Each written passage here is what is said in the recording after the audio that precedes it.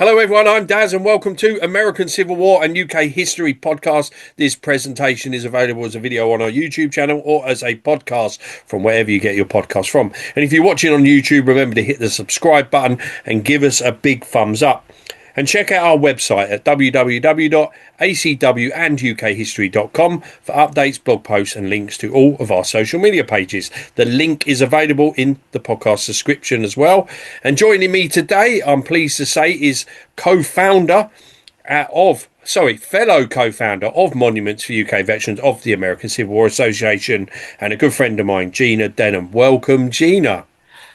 Good day to you, Daz. Nice to see you, and I'm loving the backdrop. It's really Thank you very nice. much. Today's episode, we're going to look back at #the Monumental Project and what we've been up to in 2025, because it has been quite a busy year for us, and every year seems to get busier and busier. Yeah. Okay, Gina, just a quick overview of 2025, and like I said, it's been busy, isn't it? Yeah, definitely. It was no different at the end to the beginning. We're always doing something anyway. Illustrative there. I guess I'll talk about that in a minute if that's okay, Daz. Yeah, that's fine.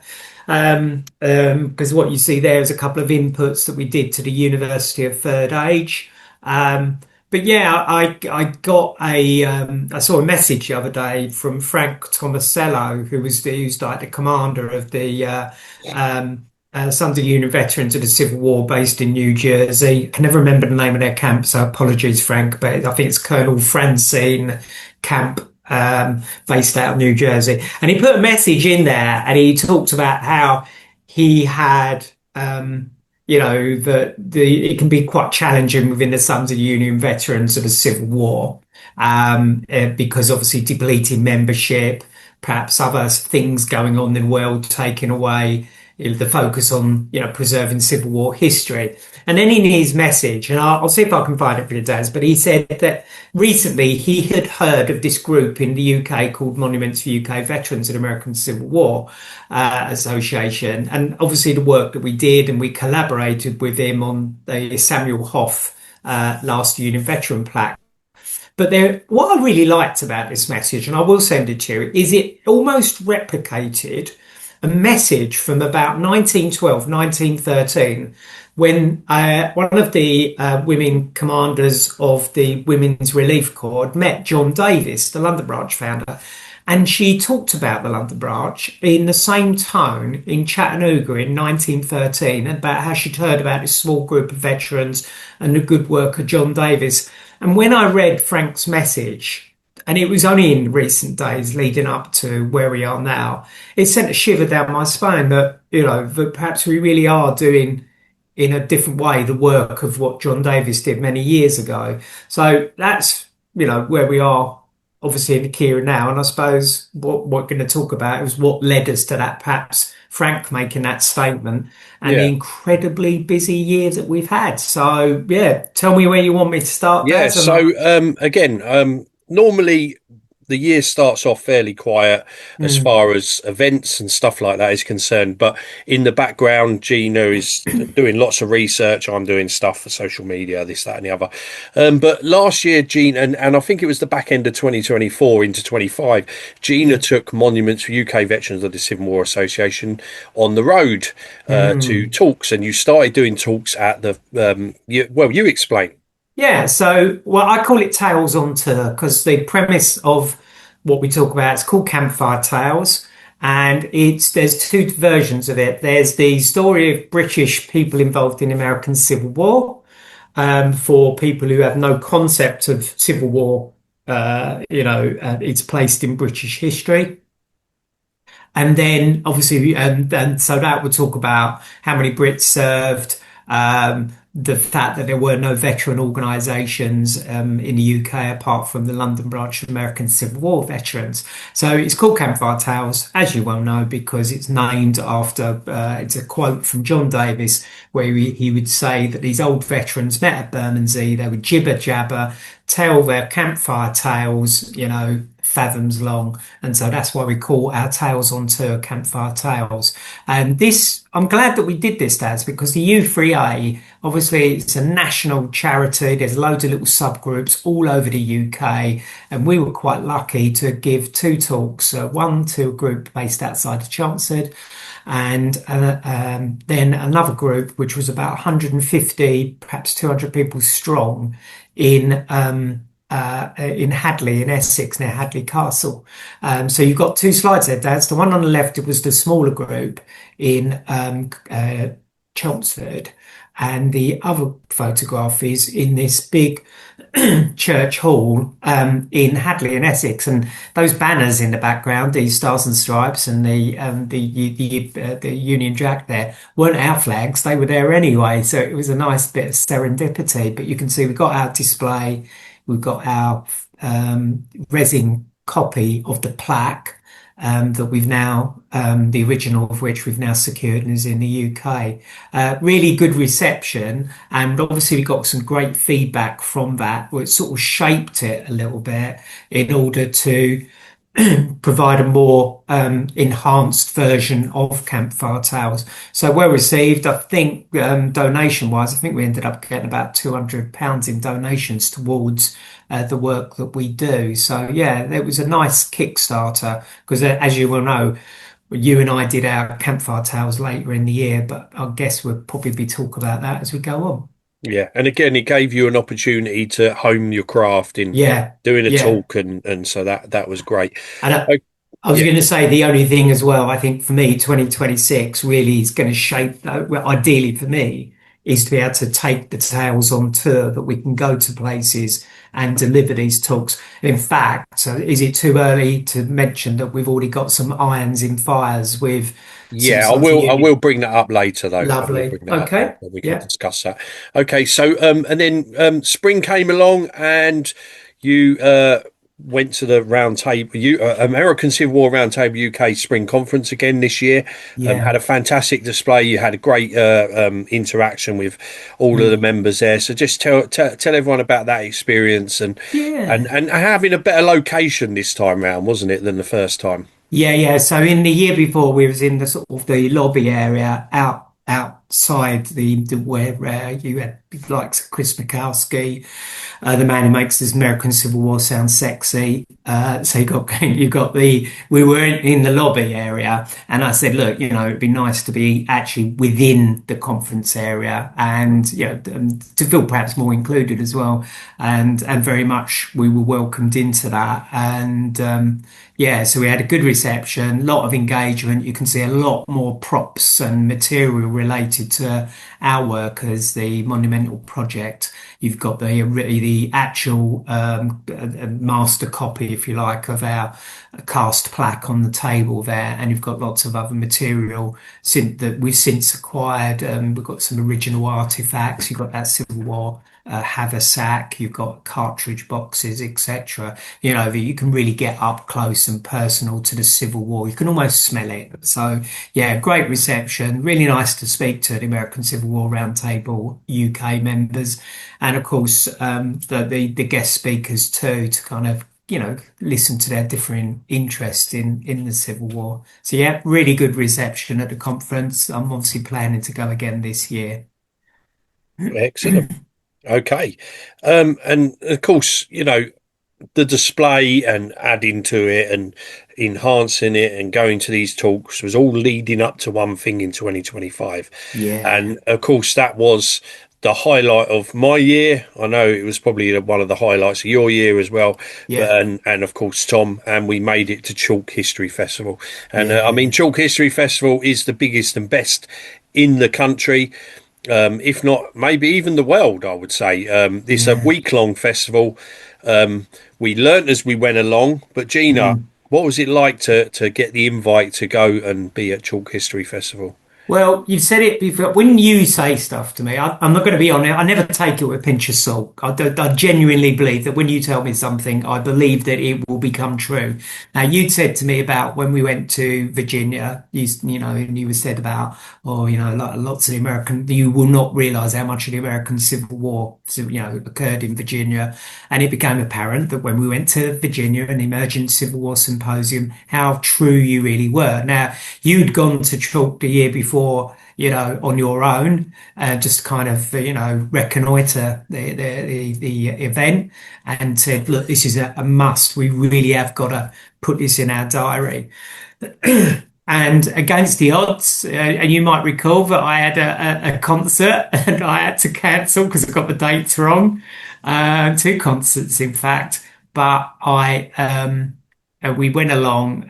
So I think what was about we set up on the Sunday.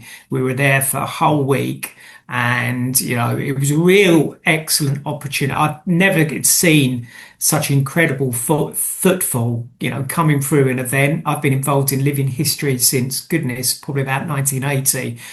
We were really looked after by the event organisers in terms of placement, even food provision, etc. And the site really offers us a chance to walk around and, we became a mobile display there that you can see our London branch banner there and our Gone Home banner, which are replicas of what the original London branch had back in the 1900s. But yeah, every day, we just got busier. You, obviously, with your knowledge about rifle drill, etc. And there we are. We took along some fake rifles. Springfield rifles. You can see them in that top right hand picture. There's just an image of four cut out replicas of rifles. And really, I can't believe that whilst they were only replicas, doing the drill. And second, I think how we honed it, as you said, Daz, at the beginning, you were pointing out, and we were probably more scripted at the beginning than we needed to be because it became a more of a natural flow. The way we engage with people, you got people coming in, showing them how to do rifle drill. We were then able to explain that my forebear, George Denham, was, doing I can't remember the name of the drill, fire by the nines, isn't it? I Yeah, think, nine the times loading. Yeah. loading nine times. Yeah, sorry. And how we were explaining that George, this young Londoner, found himself at Warhatchee, at the end of October 1863 in his first engagement with the Confederacy, this night battle, and to fire this rifle for about 3 hours solid. It was a really good way to kind of pull these youngsters and say, look, you're wearing a uniform that a British veteran and many other British veterans would have worn, when they went overseas and served in the United States during that conflict. Fantastic week. Yeah. It did live up to what you said, Daz, and probably more. And yeah, just so good in so many ways. I want to just extend out my thanks to Chalk because they gave us a good platform there, but led to probably other positive ripples. Actually, thinking about it, which I guess will, I'll make a note because if we don't Yeah. mention it, Yeah, no, I um, mean, you can mention that in a minute, but I just wanted to jump in and say a few things. I mean, again, for people that are unfamiliar with Chalk, from Monday to Wednesday, they run school groups that come through during the daytime. So from 9 o'clock when they open all the way till about 3:30-ish. Those pictures are the ones you can see there. Literally, it was one group after another. I mm, think not long after Gina said to me, and you know this, I wish I'd have made more rifles now, but we didn't know we was going to get the footfall that we did. yeah, And we did have two replicas which people could also use and pick up, but it was yeah, good fun, I must admit, yeah, teaching people how to, and again, emphasizing that you're doing this under fire, and we had the music and. Tom was fantastic as well when it came to looking at, making sure that people, telling people the history and telling everyone about the photographs we had in the stall. And mm, again, it's just such a fantastic week. yeah. But again, a week is a long time, but it didn't feel like a week to me. It felt, quicker. But Yeah, uh, you know, it was good. We were blessed with good weather. I think that was mm, that definitely, we were able to decompress each day in the, the bar area, chat with people. Who actually, I remember, chatting to Al Murray and debating things about, I don't know, Arnhem and Monty and James Gavin from the 82nd Airborne, and we just being able to Ian Hislop, I meant, oh, yeah, there that you was go. a highlight for me. Yeah, Meeting Ian yeah. Hislop, and I was like, oh, we meet again. And of course, he was like, what do you mean? I said, well, the last time I saw you was in the West End when you were producing The Wipers Times, which was a fantastic play. And I got a picture of you then, but you got James there with Tom Sainter, you've got us there. Now I don't know the name of the guy who did the We got Haber. Alex Langin, Oh and I'm not too yeah, sure about the other guy's name, but they yeah, were they were in a TV show in the 20 teens right, called Edwardian Farm, Victorian Farm. right, But they yeah, built a hayrick which hadn't been seen for 80 years, yeah, and that was at the front there. The media tent is just behind us, but they were there every day, and we were there every day in the end, mm, as people came in the entrance, and we got so much engagement from that, didn't we? And yeah, that's how we bumped into Ian Hislop. I did actually offer Ian Hislop $13 a month. He did laugh. But he's a British institution in my eyes. I mean, have we got news to you? He's been on the TV for over 30 years. yeah, Unfortunately, we wasn't there when James Holland turned up to come and have a look round our camp. But yeah, luckily, Tom was there to show him the ropes and go through mm, everything with him. But again, we had some really good engagement in the evenings as well when we decompressed from the day. Because yeah. again, it was a real intense, day every day, wasn't it, of Yeah, football? yeah, and it started early because obviously we had our briefings at 8 every day. Yeah, that's We had right. to, Yeah. and I think we really had to. We hit the ground running on day one because we sort of worked out script that we talk at this time and we talk at that time. But as is the way that you and I have learned how we kind of, I think we get the best from each other because we'll have an idea, but it doesn't always turn out as expected. But I sometimes think we do better than Hmm. expected. And I think so that first engagement was probably, we're more natural in the way that we talk to people. And I think that what we delivered started pulling people in and we adapted it. And like we walked around with our London branch banner, that became a bit of a conversation starter. And I think you also mentioned it, and I will say that I've done it.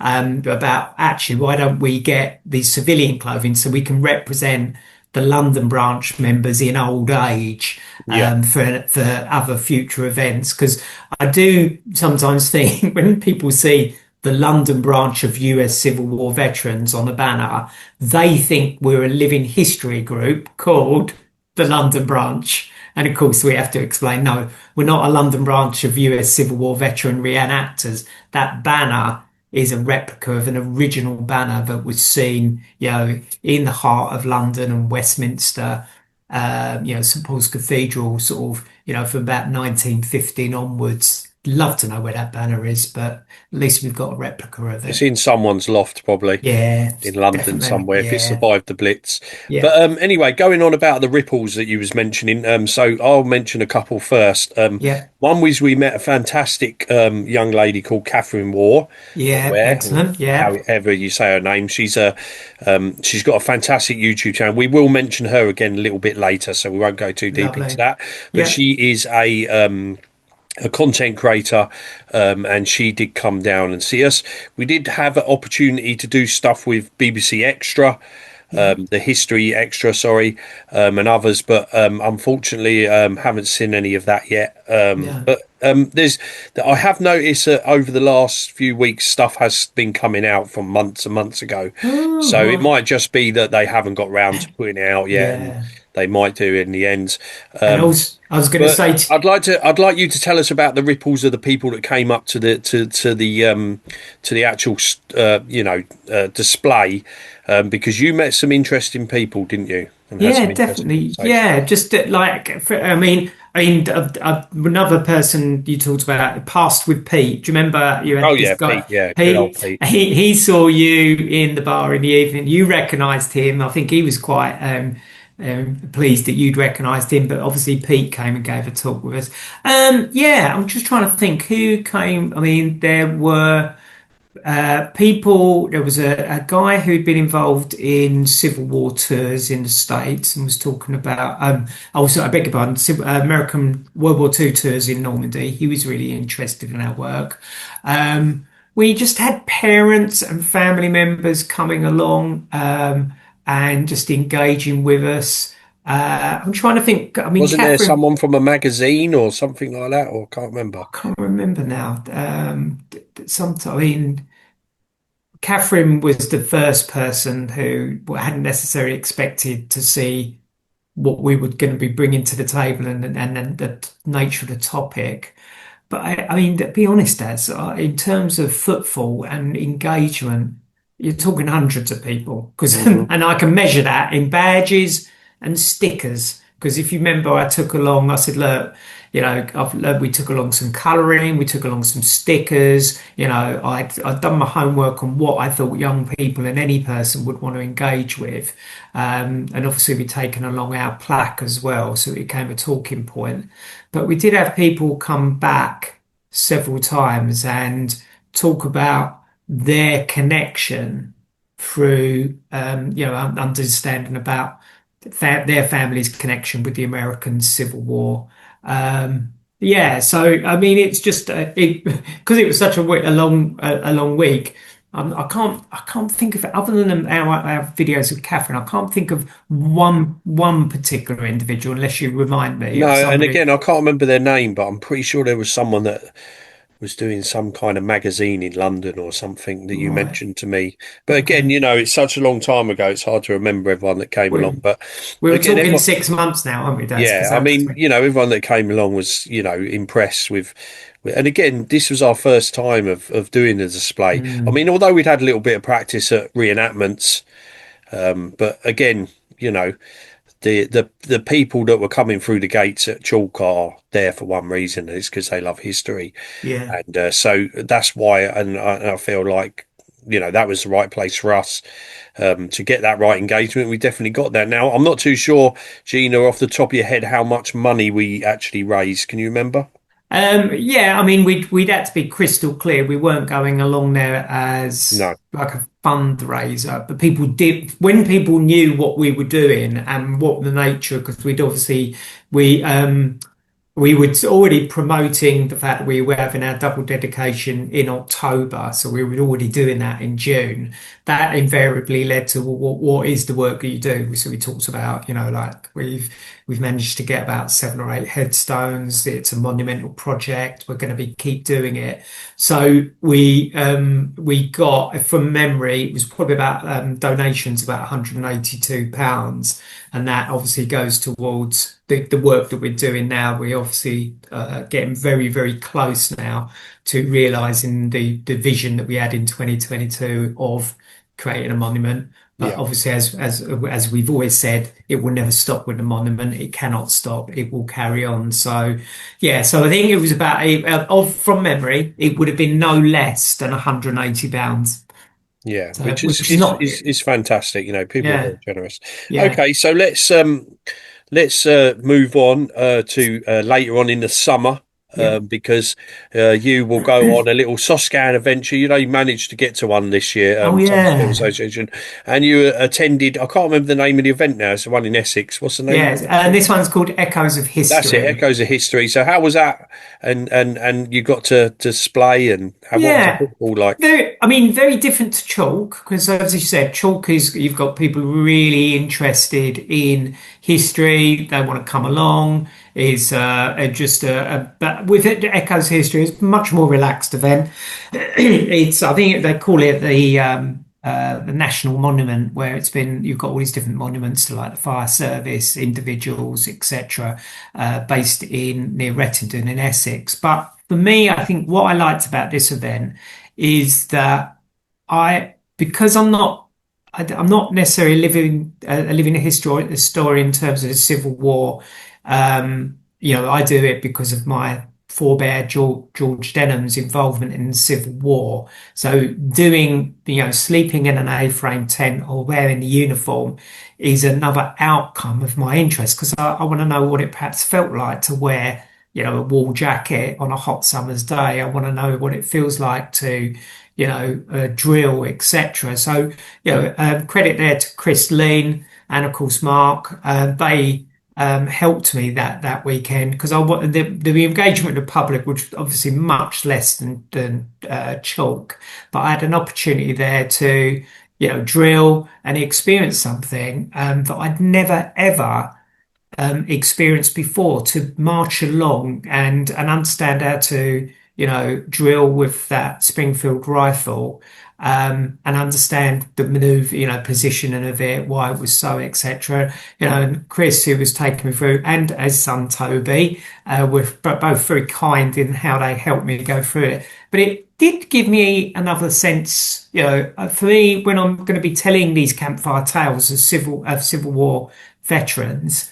I think going to places like Virginia and seeing, if you like, I look at all this as a cold case investigation. You've got to know, you've got to experience it in order to tell that story. And, just to sleep under canvas, being woken very early in the morning because the sunlight comes through that canvas, wearing that hot uniform or the uniform that comes very hot, under that hot, and it really was hot at Echoes as well. Thank goodness for that shade structure, which is part of our display.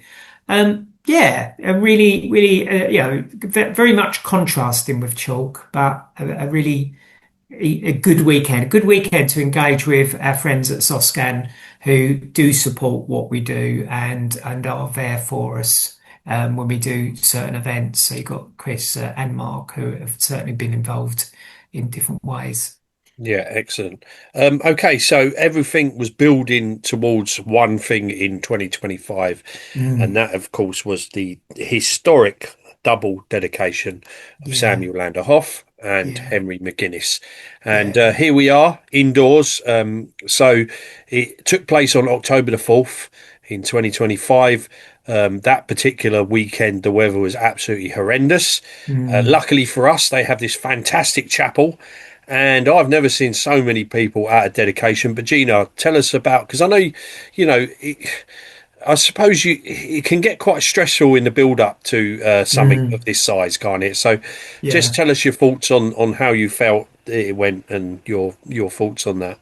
I'll always think we can do better, but I do think that I think you and I commented that we may not have been out if this would have been our first dedication, we may not have been so well prepared for all the different contingencies that need to be considered and also the unforeseen things. So weather, for example. Now I'm going to shout out. I know you might already, Daz, but my first point of contact at that was a lady called Sheena Ratcliffe, and she's sort of since retired. I believe she only works a couple of days a week now. She works out of Markeaton Crematorium. She was my first point of contact when I reached out. And I think first off, if I can remember correctly, we probably got the headstone for Samuel Lander Hoff.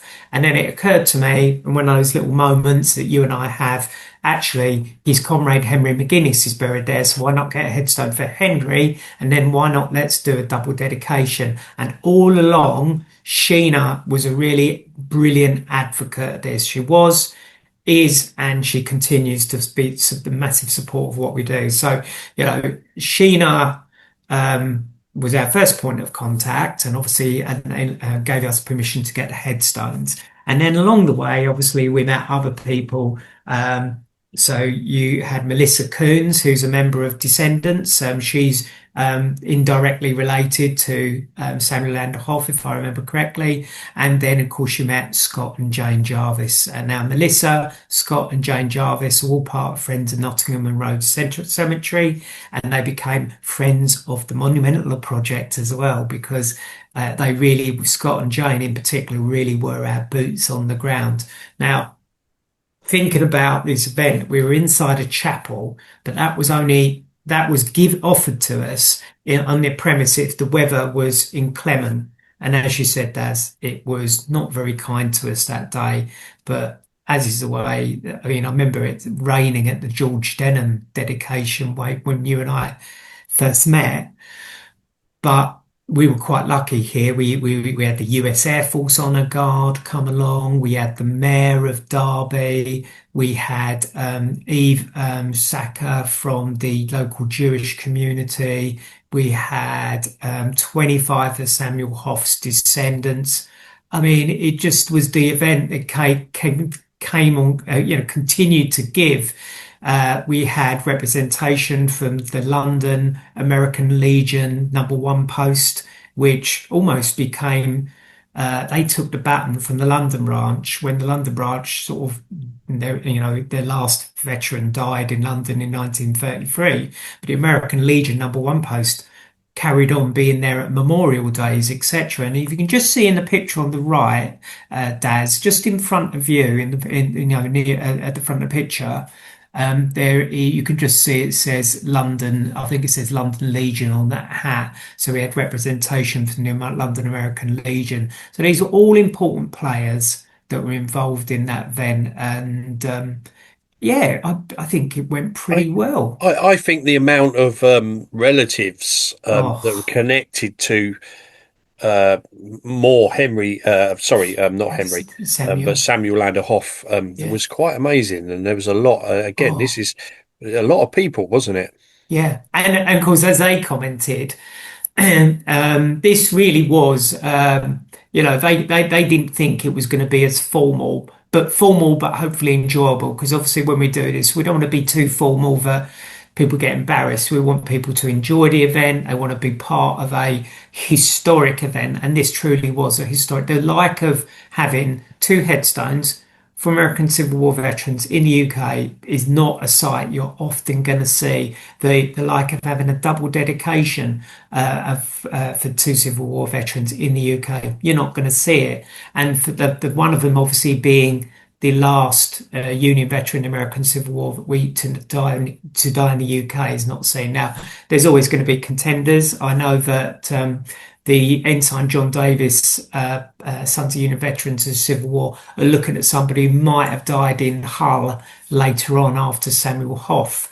Now, if they do, brilliant, but Samuel Hoff is definitely the last in so many ways. He's the last London branch veteran to die. He was the last member.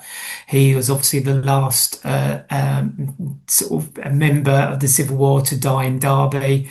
So, even the mantle of the last Union veteran to die in Derby anyway. So the plaque that he eventually will get is well deserved. And just amongst those picture, Daz, what makes this event more historic is the ripples of the past playing forward in the here and now. You can see a lady in the foreground next to me. That's Jane Parker, and her forebear is London branch veteran. I think he was member 90, Thomas Folkens. He served on the USS Sonoma, and as you know, we've applied for his headstone, and his dedication, once it arrives, will take place in Gosport next year. So not only, if you think about it, you've got 25 of Samuel Hoff's descendants there. You've got all the key players that you and I have got to know in the last 5 years as part of our monumental project.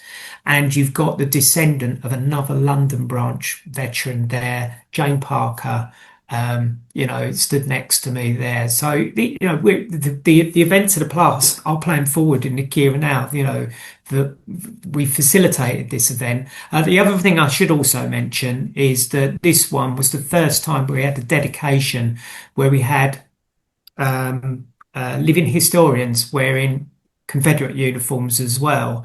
And I think it was interesting for me because it taught me not to judge a book by its cover in so many ways. Because I'll just quickly mention that Samuel Hoff, and it possibly, I'm trying to think the date. I think it was about 27th, 28th of December, 1864. Samuel Lander Hoff was fighting down at Egypt Station in Mississippi.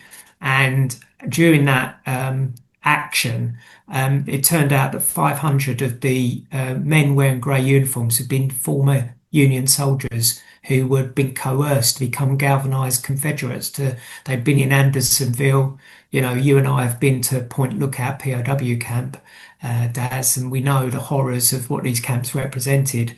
And so for me, actually, there was another a moment of serendipity there. We had Confederate living historians there, people portraying Confederates, but I felt it was a good fit because people might have an opinion about that, but what Sam Hoff taught me is that through learning about his Civil War experiences, that Union men were given the opportunity. You can live and serve the South or die in captivity in Andersonville, etc. So yeah, fantastic day. I could keep going on about it, but I'm sure you're limited for time, Daz. So I'm going to park the double dedication for the moment and let you carry on. Hmm. And again, I want to bring you back to the Friends of Nottingham Road Cemetery because, Mm, as you said, and we will go on about the future at the end of the episode about what's coming. But mm, again, I just want to say thank you to all these guys because, I mean, this cemetery has been nothing but fantastic for us. And like you yeah, said, yeah, the boots on the ground, especially the fact that I live in Folkestone, you're living in Southend. It's yeah. you can't go up to Derby every day. So, we really do owe these guys a lot, don't we? Yeah, I mean Scott is there. So that like bottom picture, you've got Scott there, and next to him, and the red jacket. That's Jane. So Scott and Jane Jarvis, and that post box as well. This is just the kind of stuff that they do that I really like. It's like a post box to send a letter to a loved one who's no longer with us, interred in Derby, which I thought was quite a nice touch. And the hope is, Daz, and you might touch on it, is at some point that if we really start pushing it, that perhaps we can get a Civil War Trails sign, in that same area, in that car park adjacent to where Samuel Hoff and Henry McGuinness are interred. But thinking about Scott and Jane, Scott is one of those people who, and Jane too, who they met me on the Friday the 3rd of October. They took us around. It was chucking it down with rain, but they made time for me. And not only did they then make time for me on that day, they've continued to do so. Scott, his contacts with the BBC. If had it not been for Scott, then I doubt we would have found Jennifer Small, who's Samuel Hoff's descendant, and obviously had it not been for Scott and Friends of Nottingham Road Cemetery, they probably wouldn't have secured 25 descendants because I tried dads, and I'm a pretty good detective, but I couldn't find. I don't know why, but I just couldn't find any of Samuel Hoff's descendants. But Scott did. He's as keen genealogist as I am, but he's obviously got local contacts, and this is what we really needed, Daz, and he delivered on those. Anything that we asked for, he did, and he often does think outside the box. Now he on the Sunday, I did want to do a walking in the footsteps of Samuel Hoff and Henry McGuinness tour. There is a video of that as well. We've done a couple. And in the background there, you can see Samuel Hoff's house, which is in Hayworth Street in Derby. So Scott and I did a then and now tour. And of course, Scott didn't just, once the dedication finished, just sort of washed his hands of us. He's part of this. He's an honorary member of Descendants of the London branch, and a very worthy position as far as I see. He was at. He is what he's the chair of Friends of Nottingham Road Cemetery, and a very much a driving force. He is like the John Davis to Friends of Nottingham Road Cemetery, as perhaps we are to the Monumental Project, and John Davis to the London branch. Man, just a driven person. So very Yeah. good to have Again, have it's it. it's funny how we always keep meeting these people along Yeah, our journey. yeah, I love that. I mean, that's the one it doesn't get better than that because having that initial conversation with you several months after my dedication to George Denham, and you said, "Well, maybe we should think of creating an organisation." I'm like, "Oh yeah, okay, let's not do it." But my goodness, what adventures we've gone on! Oh, I mean, 100%. Yeah. it's just fantastic. My life has definitely been much richer for it Hmm. because we've had all these ripples. So, could you have foreseen when you first met me in the George Denham dedication, I said to be continued that, what, 4 years later or 5 years later, that we'd be stood in Derby doing a double dedication honouring the last American Civil War veteran to die in the UK. I couldn't. No, no. So there you go. And Anyway, again, we'll get on to some exciting stuff in a little bit. I yeah. just want to mention those ripples again, because again, we'll go back to chalk. We talk about Catherine, Oh, and yeah. Catherine came along to our dedication. Mm, And from the last time well, it's been a little while since I checked. It had 25,000 views, the video that she had put together. wow. So that's a lot. Um, Yeah. but you also, and again, I didn't know you were doing this, but you ended up on the Monday being a guest on the BBC Radio Derby. Yeah. And also, obviously, we had the pleasure of having the BBC local news team came to the dedication, and there was a news story. And again, ladies and gents, the radio presentation, I Yeah. think, is somewhere on our Facebook page. You might have Yeah. to scroll down a little bit. Yeah. I'll try and find it and put a link there for everyone if they want to listen to that. But also the video for the East Midlands, sorry, news Yeah. Yeah. today is available on my YouTube channel under the playlist hashtag the Monumental Project, and of course Yeah. I'll make sure there's a link to Catherine's video as well. But Gina, the ripples. Yeah, definitely. You how one event leads to another, and it does, and maybe that's the story of life. But John Davis in I think December 1912 invited into his home Charles Mason King, who was a commander in chief of the Grand Army Republic, based in California. His wife came along. She was also a commander in the Women's Relief Corps. They were so enamored by John Davis that John Davis set in motion some ripples that lasted more than 2 decades, because when Charles became a London branch member, and sadly wasn't long lasting. He died back in the States. I went to his grave a couple of years ago in the Presidio in San Francisco. But his wife spoke, and I mentioned this earlier in the presentation, Daz, at the Chattanooga Women's Relief Corps conference in 1913, and she said about how this group of Londoners needed their support. I can't think of the exact numbers, but it will be no less than $2,000 were donated to the London branch by the Women's Relief Corps, the auxiliary to the Grand Army of the Republic, and of course that organisation still exists now.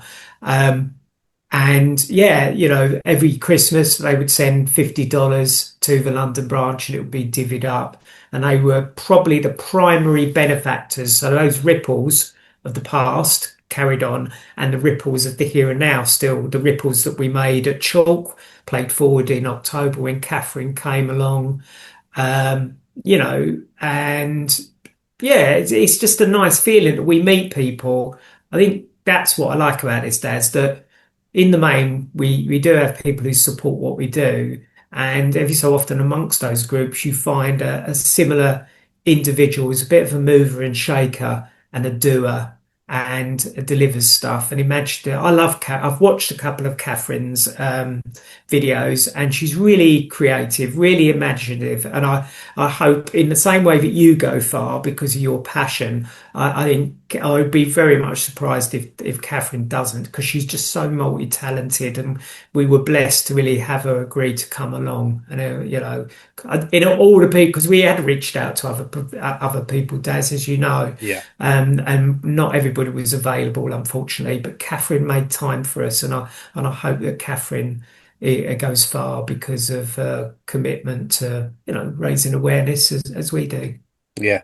Now, let's talk about the both of us for a minute, because we received Oh a very high yeah, honour. Um, yes, and of course, we'd received this months before, but we had the official unveiling, if you want to call it yeah, that, yeah, at the dedication. And of course, we are both, and hello, fellow Colonel, but we are yeah, Kentucky Colonels. yeah. Yeah. So I'm going to credit Daryl Rivers, Daryl R. Yeah. Rivers. He's got a great Instagram channel. He does a lot with the over in Huntington Beach in the States with a lot of Civil War portrayals. He does his Christmas Santa down at Huntington Beach. He's a committee member of the Descendants in London branch. He's been present at a couple of our dedications too. Daryl is a Kentucky colonel himself, and he obviously felt that what we were doing was deserving of that recognition for our work about raising awareness and monuments too. And so he'd approached the governor of the state of Kentucky, who authorizes. I think it's Andy Bashir is the on the certificates, and these certificates were awarded to us. We can now we've got our own unique reference numbers as Kentucky colonels, and that recognition was very unexpected. And I think I got wind of it earlier in the year because I suddenly got a letter out of the blue, and I was like, what's going on here? And then I think I I don't know whether I worked out that it was Daryl, but eventually Daryl became the primary suspect. And I said, "Did you put us forward for this?" And he said, "Yeah, but he said you weren't meant to know about it until Right. later in the year." And so eventually, obviously, we got those certificates come through. So it's quite nice. And we got somebody to read out Daryl's nomination, which is I've included in the most recent Campfire Tales newsletter. But yeah, lovely, high honor and Yeah, unexpected. fantastic honour, and I'm very proud to be a Kentucky colonel. I just Yeah. hope that when I go to Kentucky at some point, I get some perks from it. Yeah, definitely. Yeah, I can say I've been to Kentucky, but at least I can go there with a new light. And as is the way, invariably a fast food franchise is normally mentioned when we say we're Kentucky Yes, Colonels.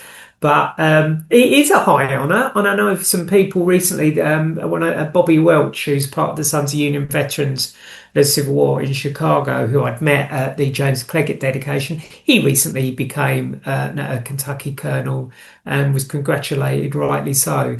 Um, so yeah, it's just a nice feeling. You get a lovely certificate. You get, it's pride a place on my wall. That is. yeah, I have as well. Mine's framed. So yeah, really unexpected, and obviously we did it at the latter part dedication because we didn't want to take the shining light of recognition away from Samuel or Henry, but that felt, we're not often you and I together unless it's Civil War related. So Yeah. that seemed to be a good fit for us to do it there. Yeah. Now I want to talk about those ripples again because All right. you'll know Okay. when you see this picture, and we're talking about the lovely John Atkinson and Oh, his yes. amazing models. Yeah. And so, just tell us a little bit about John and what he's been up to. And you've recently, and I think this was the most recent picture, actually, is it? Well, Um, yeah, pretty much. So ripples. Okay, so I'm at Detlin a couple of years ago, displaying. John comes along. He's wearing a Civil War naval officer's uniform. We start talking. He explained to me that he spent many years involved in living history. He's as years have gone on, he's also developed it into model making, and I told him about George Denham's involvement on the USS Chickasaw. John got incredibly interested in that story and then told me one day that he'd made a 6 foot long, well, it's probably longer than a 6 foot long, yeah, model of the USS Chickasaw, which you can see pride of place in his bedroom. Now, in the background there, Daz, you can see the scale of some armor plating that is would have been it's a 1:1 scale of the plating on the turret of the vessels like the Chickasaw and the Monitor. So the ripples have been definitely washing over me. John agreed to first create a replica of that iron cladding, which you see against the radiator there, because so we could take it to events like Chalk as a conversation starter. John then obviously invited me down to see his entire collection of vessels. I don't know. Can you go back to the other slide, Daz? I don't know if you can do that.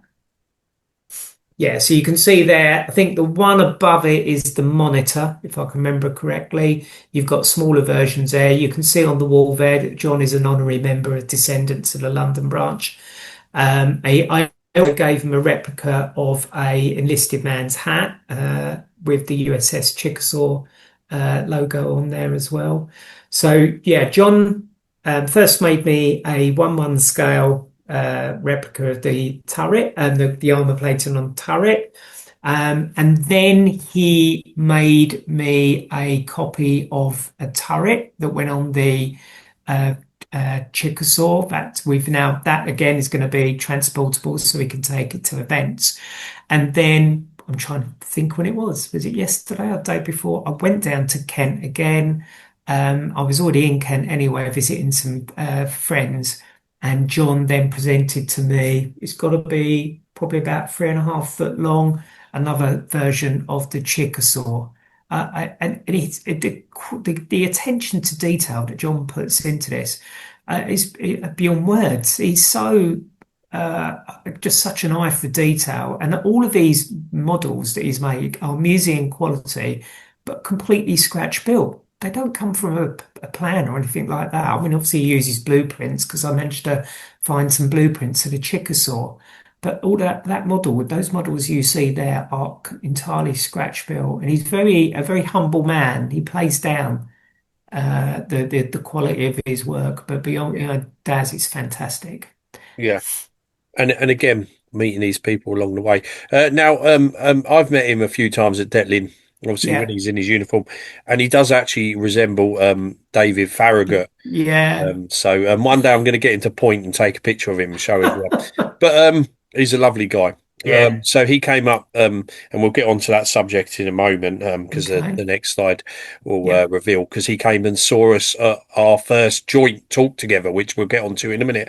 But Oh, I just have yeah. a question. So, had he already made the Chickasaw before he met you, or was that No, because he he made met it you? because yeah, he Yeah. made it because of us.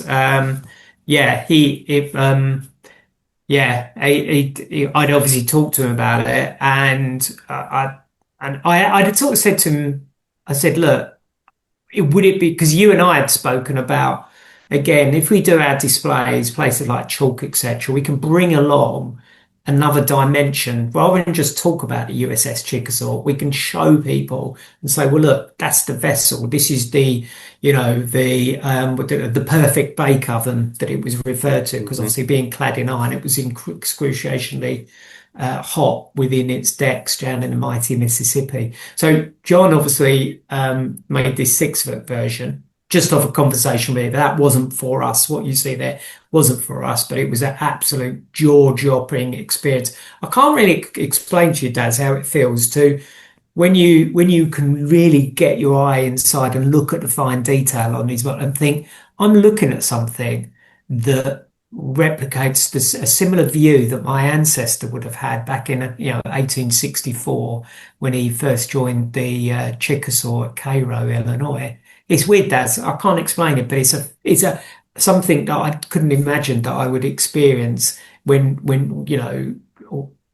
I first became interested in learning about my ancestor and the places that he has taken me to. Invariably, he led me to you. George Denham led me to John Atkinson. He led me to Derby. He's led me to Virginia. He led me to John Davis. So there's a lot of ripples going on here, Daz. A lot of There ripples. certainly is. Yeah. And again, so he attended our first ever joint talk together. So Yeah. we were lucky enough to give a presentation to the Yeah. American Civil War Roundtable UK at their AGM, and yeah, I think it went down well, don't you? Yeah. I'm just going to say, because I remember, I mean, we got good, I think again, this was, we did the talk, and we obviously knew we had a potentially a very tough audience in terms of um, you know at the critique that we might get from those present. But I remember John Lee, who's the uh, chair of the American Civil War Roundtable, gave us some really, really good feedback after. And see if I can find it. Um, but he said that oh, he said, thank you very much again for a superb talk at the AGM. It was outstandingly good and a worthy tribute to the veterans and their families. Well done and keep up the good work. I thought I'd just mention that, Daz, because, you know, this Yeah, this was the first time you and I had done a public, public speaking together. We had obviously done a dry run, but I think we kept it very time specific, and we had 45 minutes with a 15-minute question and answer session. And yeah, the fact that we can keep engaged some very knowledgeable members of the American Civil War Roundtable and get such good feedback bodes well for, future inputs. Because I yeah. think we know our stuff, don't we? Oh I yeah. know the I mean, we there's a I little bit of work on my end. I will say, because I'm not as knowledgeable as you, but as time goes on, mm. I will, get Yeah. better with But that. I think it was just a small detail. The thing is, we're honest with people. If we're like, oh, hang on, Gina, can you just come in? Because of that bit, I can't remember that bit. But we're human. But I think at the end of the day, it was engaging. We got the salient, but there's always going to be parts. There was bits that I thought, oh, I could have mentioned that, or I could have mentioned this. But that's what probably will make it a constant. Oh, um, And it was recorded, so hopefully at some point we will see that and be able to watch it back as well. yeah, And it goes up on their YouTube channel when yeah, that does happen, ladies and gents. I'll yeah, make sure there's a link in the description. Okay, let's talk about something really, really important now. It wasn't that long ago that you were banging a drum and yeah, saying, look, we need, to raise some funds for something special. And we're going to yeah, go back to Samuel Landerhoff yeah. and this star that needs to be set in a plinth. So tell Yeah. us a teeny little bit about that and how grateful you are that. And again, we reached it very quickly, didn't we? The target. Yeah, so Daz, this marble plinth came about really not just primarily because we've been collaborating with Frank Tomasello, who's say the commander of the Sons of Union Veterans of the Civil War based in a camp in New Jersey. Frank turns out, I get the sense that Frank is probably like-minded in about, raising awareness, etc. In the same way that Stuart Stephanie, it does similar work as his role in the Sons of Union Veterans of the Civil War in Illinois. So Frank, I reached out to Frank first off and said, look, we're having this double dedication. Would you be interested in just being involved in it by maybe just knowing that Samuel Lander Hoff has such an important part of the story of the Civil War. So that's how Frank first became involved. And I said, look, was there a way that we can get the last Union veteran plaque for him? Because I know they do it across the states, and that would be something extra special to get. So sure enough, Frank, being good to his word, managed to facilitate getting that plaque sent across to us. And I think it came via Wisconsin, a guy called Brian McManus, who's part of the Sons of Union veterans there. Apologies if I've got the wrong state, Brian, but again, I'm just recognising you for coming in and sending us the plaque over. So it arrived. And then obviously these plaques can just normally go on a stick in the ground or something like that, Daz. They do have sticky back to them. But it seemed to me that there was that Samuel Anderhoff deserved more than that. So we approached Horrobin's memorial services up in Derby. Julie is the proprietor of Horrobin. She's also I think, the daughter of Gordon Horrobin, who founded Horrobin's memorials. And they said, yeah, we can do the plaque, but it's obviously going to cost about £600 because we need to get it laser etched and yeah, laser etched and with the plaque set in it, and obviously it's going to have to be a sufficient size to to be placed in the ground, etc. Anyway, so I think we started the fundraiser in about mid-November, or obviously shortly before Christmas. We managed to reach a £600 fundraiser. It's going to take 14 weeks, but we've already got the money required to get the plinth, site the plinth, and obviously have that plaque set in it so nicely that hopefully nobody's going to think to steal it. And what I like about, I've mentioned Samuel Lander Hoff being the last, and the last person to get us across the finish line in terms of this fundraiser was Richard Hoff, who is a direct descendant of Samuel Lander Hoff, which is really nice. And again, we are grateful for people's you know, Oh, yeah, I think we, generosity. And again, it doesn't have to be, and some people haven't been able to afford to give money, and they've what they've done instead is they've shared a post, and that's what we're always saying, yeah, isn't it? and for me, it's not all about, um, you know, but if you can't donate, then that's fine. We accept that. Um, but if you can at least share a post, sharing is caring, and that gets the message out. Yeah, excellent. Okay, so we're not far from the end here. Just quickly, we have some fantastic news, and again, as Gina has said, there's a dedication definitely in 2026 coming this Yeah, year in 2026, but we also have somewhere now where we are going to hopefully, yeah, and I think this is definitely going to happen, have our main monument. yeah. So, Gina, So just tell us a little bit about that, please. yeah, so one of the things that's always kind of been what the big question for us is, there's never been a doubt that we're going to have a monument, but the constant question is, where does it go? Because the story of Brits involved in the American Civil War is an unusual one, but we've considered maybe the embassy in London, but they're going to go, is there any guarantee that the embassy will always remain there, etc. You know, what city is deserved of such a plaque? Because there were British veterans of the American Civil War across the UK. Obviously, afterwards, prime places being London, Birmingham, Manchester, Liverpool, etc. But one of the places that is central to all these places is Derby. And it became apparent to us that when we had our conversations with Sheena and Scott being a driving force, they said, well, what maybe have you thought about maybe putting the plaque here? And we had that conversation.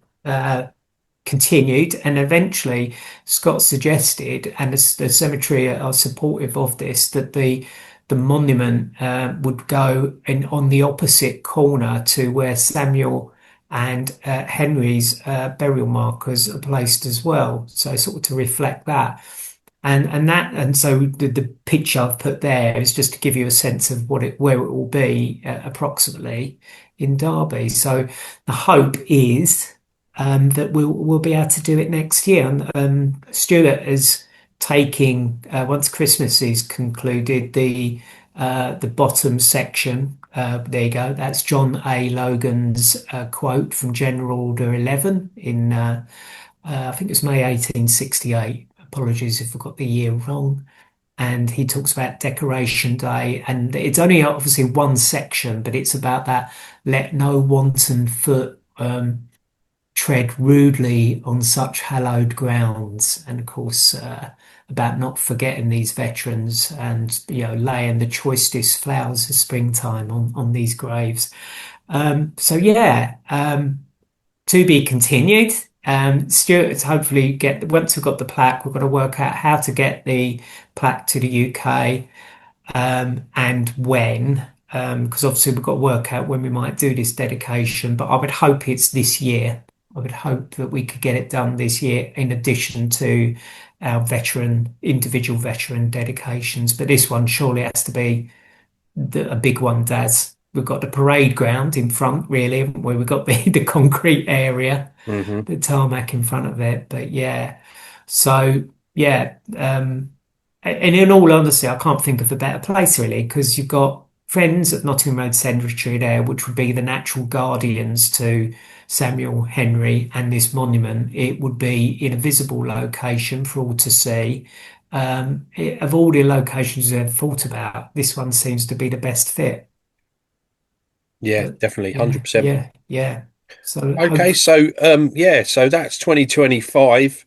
Mm, 2026 again. There's lots coming up. There's something in the pipeline with emerging civil war, which I'm not going to talk too deep about right now.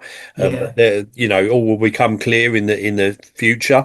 Um, yeah, Gina is featured in something really excited that involves emerging civil war, yeah, as well as members of the American Civil War Roundtable UK and myself.